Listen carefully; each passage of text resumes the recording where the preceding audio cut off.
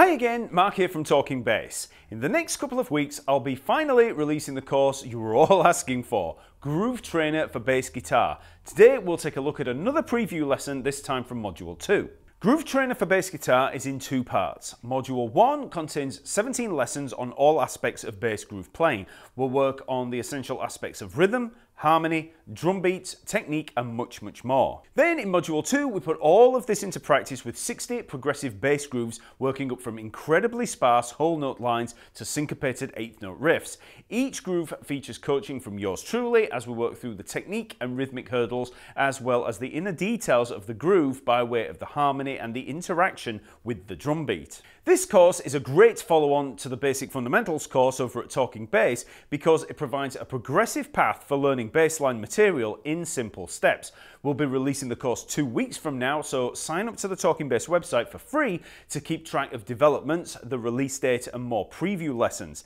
This lesson features Groove 48, which has an old school Motown soul riff kind of vibe with some mixed eighth note rhythms. So, enjoy!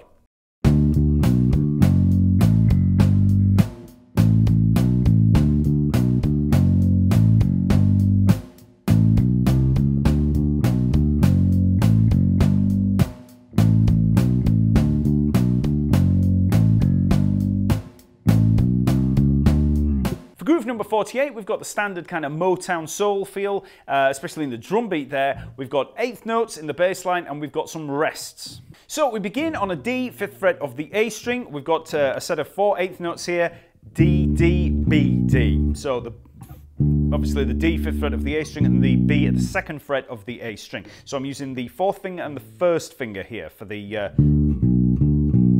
two notes. Then we drop down to the F sharp 2nd fret of the E string with the 1st finger, so. Then we've got A, F sharp, so 5th fret to 2nd fret on the E string. So in terms of the rhythm, 1 and 2 and 3, 4 and then we're on to the G, 3rd fret of the E string, so 1, 2, and then we cut the note off on 2, 1, 2, and then 3 and 4 and. So A, 5th fret of the E string, and then B, 2nd fret of the A string back to the A. So all of that first bar, 1 and 2 and 3, 4 and 1, 2, 3 and 4 and. Then we repeat those two bars, but we have a little bit of a different ending. So we have, but then instead of the A, B, A, we've got this this run up A, B, C, C sharp. So A, 5th fret of the E string, B, 2nd fret of the A string, and then we work up 2nd fret, 3rd fret, 4th fret, back up to the D. Okay, so again I'm using the 4th finger, the pinky, for the 5th fret of the E string, and then I'm just using the 1st, 2nd, and 3rd fingers leading up, back up to the D. So that's the whole riff. So all of that together, 3, 4.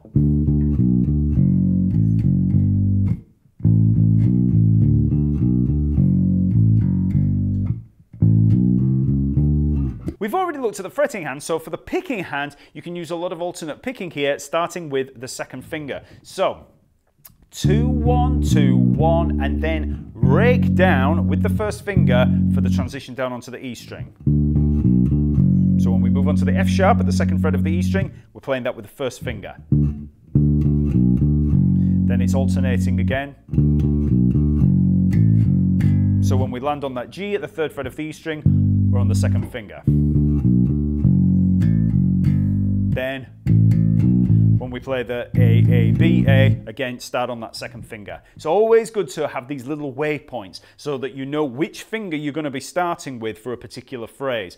It helps in avoiding getting finger twisted. Then exactly the same thing for the 2nd time round.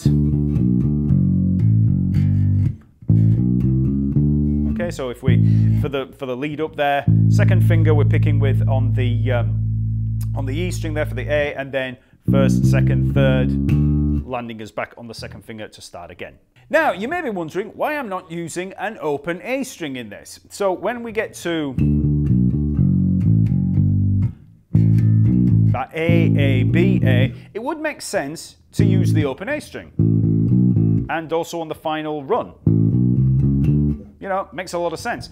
But I'm doing this for a couple of reasons. I'm using the fretted note for consistency of tone, because obviously it's different depending on, you know, where we play it. And, you know, partly for neatness, you know, you've got more control over a fretted note than you do over an open string.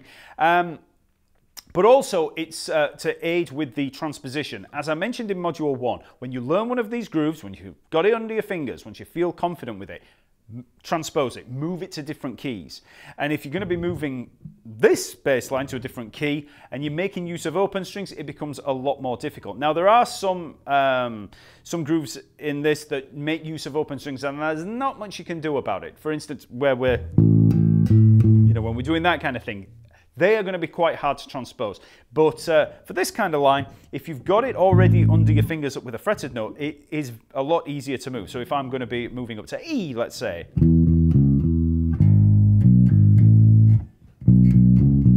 all of that, those moves, it's all just within one hand position. We don't have to worry about the fact that we were on an open string before. In terms of the harmony, we're in the key of D major. We start on chord 1, D major, then we move to chord 3, F sharp minor, F sharp minor 7, which leads us into G major, which is chord 4, and then up to chord 5 for the A, or A7, okay? So we're pretty much working around the primary chords 1, 4, and 5, as you will have seen throughout all of these grooves. You know, chords 1, 4, and 5, that's where pretty much most songs and pieces, you know, gravitate. They're hanging around on those primary chords, but we use these other chords to work around there. So we're using the F sharp minor 7 to lead into that G major. So now let's have a listen to the drum beat. Okay, so it's that driving Motown beat. Snare on every beat. 1, 2, 3, 4. Hi-hat playing eighth notes. That's our subdivision. So, you know, we're playing along with the hi-hats there, but then also listen to the bass drum.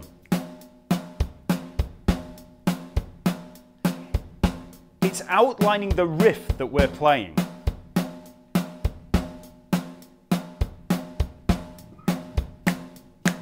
Listen to that.